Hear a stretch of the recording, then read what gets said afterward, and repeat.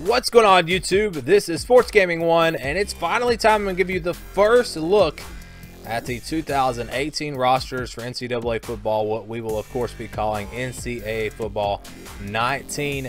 And on this video, I'm going to show you all the ratings for the starting quarterbacks in the SEC, and I'll probably be doing videos for each conference, breaking them all down for you to show you how the ratings came out. And this kind of goes along with the video I'm going to do later on today. Over on the SG1 Sports channel, I'm actually going to rank the SEC quarterbacks based off of my personal rankings and how I would rank them, how I would line them all up. So that'll be coming up later on today on the SG1 Sports channel. If you are new to me or whatever and you don't know about that channel, you can subscribe to it. There'll be a link down in the description below. But yeah, for these ratings, they're all based off of stats. For quarterbacks, I use completion percentage for their accuracy. I used their quarterback rating for their awareness. I use their adjusted yards per attempt for their throwing power, which I know in a way doesn't make sense because, you know, that's not necessarily going to show you how far a quarterback can throw it, but there's nothing to measure that. So what we do is we take these numbers and put them into the ratings and try to get it to replicate onto the game in a simulation the same numbers that you would see in real life. And I've done a ton of testing and it's been very accurate. I think these simulations that we do are going to be much better than last season. I'm still tweaking a few things with the sliders, but I think they're going to be really accurate. So it's going to be a lot of fun. It's going to be really cool once I get it all done, hopefully. But again, all of the numbers are based off of stats. There's no personal opinions from me or anything in this. And then also have numbers based off their rushing numbers. That's going to affect their ability to break tackles, their agility, their elusiveness, things like that. So I do have a scale that I use to break it all down. And then I also have, for players that didn't play significant playing time, just garbage time, I had a scale that I used where I would take a little bit off their numbers to make them more realistic, because, you know, a guy like Malik Willis for Auburn was 7 for 8 on the season passing. If you use that for his completion percentage, his accuracy is going to be like above a 90, but that's not, you know, you can't use that because he doesn't have enough playing time. So I did take that into account, and I think these ratings are pretty good. I think they're pretty accurate. The guys that are able to run the football, the faster players, are going to have higher overall ratings because that's just the way the game does it. That doesn't necessarily mean they're the best passer, but again, it takes all of that into account when it's figuring the overall rating for a quarterback. So let's go ahead and get it started.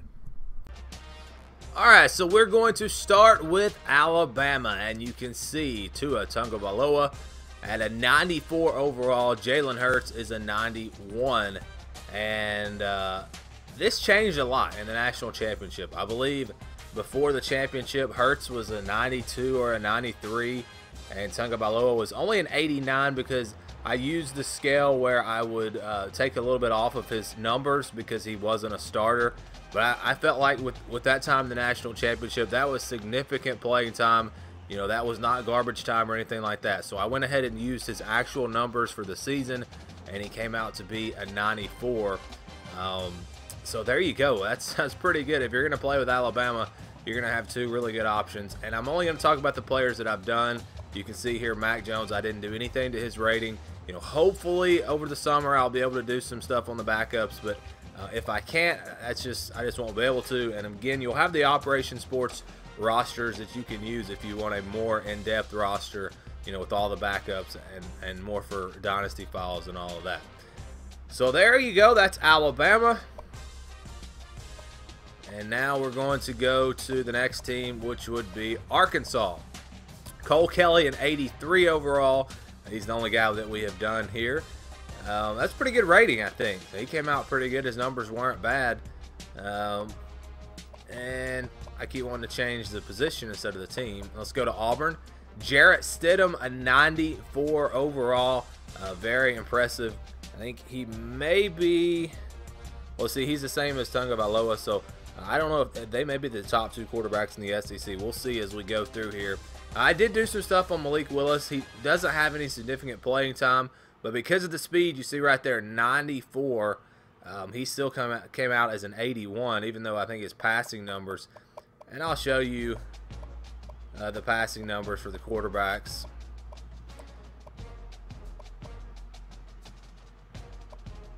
Throw power, you know, he came out an 85, Stidham an 89. Throw accuracy, Willis only an 80, and Stidham a 91. So you can see how, you know, I think he's like 7 for 8 on the season. So if you went by that, his accuracy would be, you know, 90 something. But I took something off of that to compensate for the fact that he hasn't played any significant playing time. So there you go. That's just, maybe it's hard for me to explain because how I did this, but let's go ahead now and go to the next team. I think Florida would be next. Yes.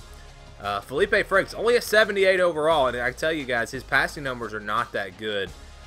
You know, I think he has the potential to be a lot better than this, but on the game, you know, that's what he's going to be, because again, I'm trying to get the game to show similar to what they would do in real life. So their stats, I want them to be very similar, and I've done tons of testing on this, and so I feel like I've got a pretty good formula.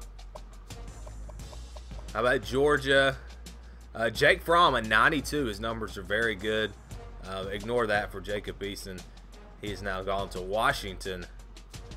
But yeah, 92 for Jake Fromm. Very good numbers. He doesn't throw it a lot, but you don't have to throw it a lot to have a good rating on here. It has nothing to do with the volume. It has to do with the efficiency, your quarterback rating, your completion percentage, things like that, and also how far down the field you're throwing the ball.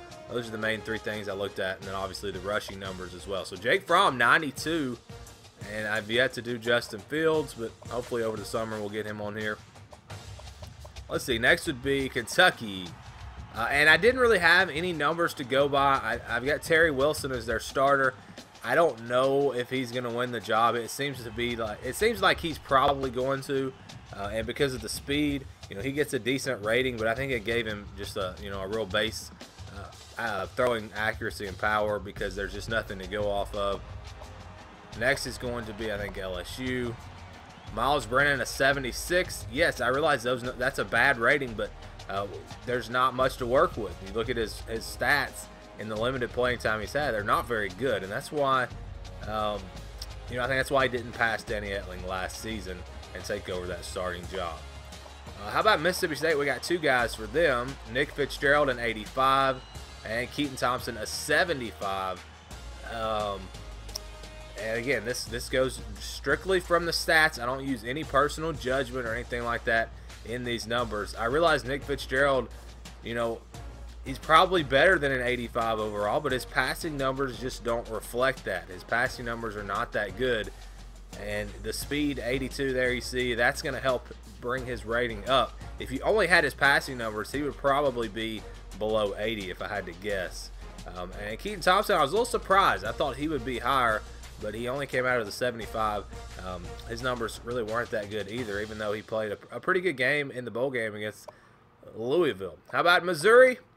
Drew Lock, only a 90, another guy that, you know, you would think would be higher, because I think he's the, you know, probably the best quarterback in the SEC. But if you use the numbers like I'm doing, that's where his numbers lie. So only a 90 overall for him, but still, if you go to his passing ratings, and I just don't want, I'm not going to do this on every player. I might do it later on once I get them finalized. You know, we've got his throw power at 91, his accuracy at 82. So that's pretty good. But, you know, this accuracy is based strictly on completion percentage, and he just doesn't have that great of a completion percentage. And you can ignore the other players. They have not been touched. That's just stuff from the old Operation Sports roster. Let's go now. Who would be next? Ole Miss? Yes, Ole Miss is going to be next. Jordan Ta'amu, an 88 overall. So I think, you know, his numbers are actually pretty impressive. And to be 88 overall, this kid has a chance to be one of the better quarterbacks in the SEC. Again, you look at his numbers, that's where they are. I know people are going to say, you know, he's nowhere near as good as Drew Lock, but if you look at the numbers, he is. And again, this is not a perfect system, but it's supposed to replicate onto the game what you would see in real life based off of stats. South Carolina, Jake Bentley, an 86 overall.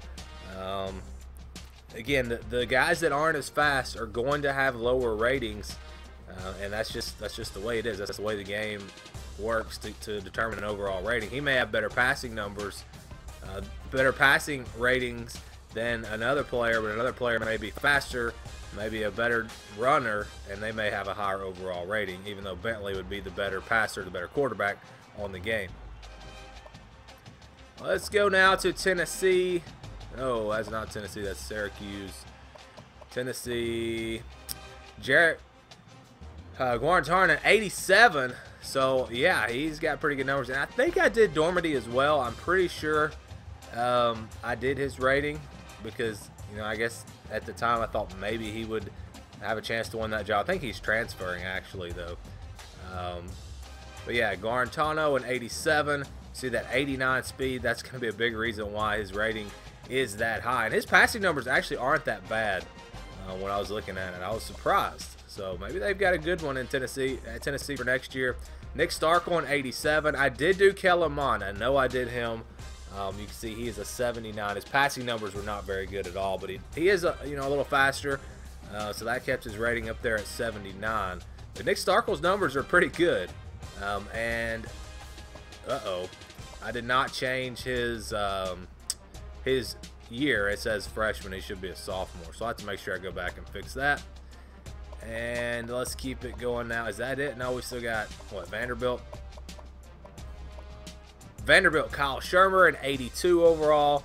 So you can see his rating there, and that's pretty good. So there you go. That's the SEC quarterbacks.